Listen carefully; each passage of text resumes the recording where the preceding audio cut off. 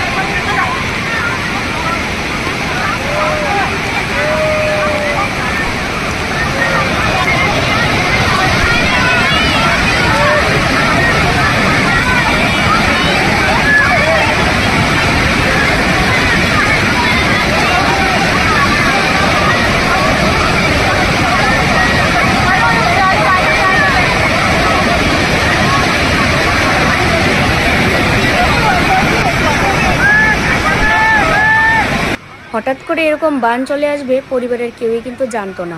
সবাই সবার মতো ঘুরছিল ফিরছিল, কিন্তু হঠাৎ করে এত বিপদ। পাহাড়ি জায়গাগুলো না ঠিক এরকম হয়। পাহাড়ের খাদে যদি একবার পড়ে যাওয়া যায় তাহলে কি অবস্থা হতে পারে এদের দেখে কিন্তু শেখা উচিত। তবে এই মুহূর্তগুলো ভাবলেই আমার যেন কীরকম একদম বারবার গা কেঁপে উঠছে, যে সেই সিচুয়েশনে যদি আমরা থাকতাম তাহলে কি পরিস্থিতি হতো আজকে। চোখের সামনে দেখতে পাচ্ছে যে এত বিপদ, হয়তো বাঁচবো না। দেখো কুলের মধ্যে একটা ছোট্ট বাচ্চা আছে, তারপরে সাথেও আরও বাচ্চা রয়েছে। একটা শুধুমাত্র পুরুষ মানুষ, দুটো পুরুষ মানুষ, সাথে মহিলা কতগুলো মানুষ। আর একদম মাঝ বরাবর দাঁড়িয়ে আছে, যে দেখো কোলের মধ্যে একটা ছোট্ট বাচ্চা। মানে এগুলো দেখলে এত খারাপ লাগছে যে আমরা যদি সেই সময় থাকতাম তাহলে কি পরিস্থিতি হতো। আর একেবারে মাঝখানে দাঁড়িয়েছিল জলের ব্যাগ, মানে সময় যত যাচ্ছে বাড়ছিল, সময় যত যাচ্ছে তত বাড়ছিল। মানে এই যে জলের ব্যাগটা, এটা কিন্তু একটা নদী। আর আমরা সবাই জানি যে পাহাড় থেকে কিন্তু নদীর সৃষ্টি। তাহলে এটা আস্তে আস্তে আরও কিন্তু বাড়তে থাকবে এই জলের ব্যাগটা, কারণ প্রচুর বৃষ্টি হওয়ার কারণে পাহাড়ে ঠিক এইভাবে কিন্তু ঢল নামে, এবং সেটাই কিন্তু আস্তে আস্তে নদীতে চলে আসে, এবং নদীর জল কিন্তু এত বাড়তে থাকে।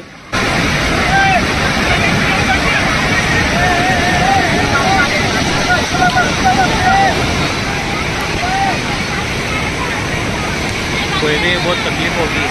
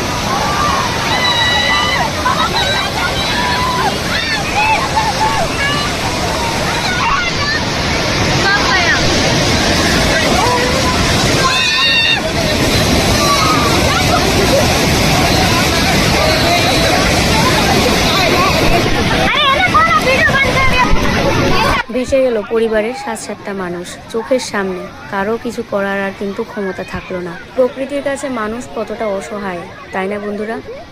এমন পরিস্থিতি যেন কারো কোনোদিন না আসে। ভগবান সবার মঙ্গল করুন। জানি না তারপরে কি হলো আর।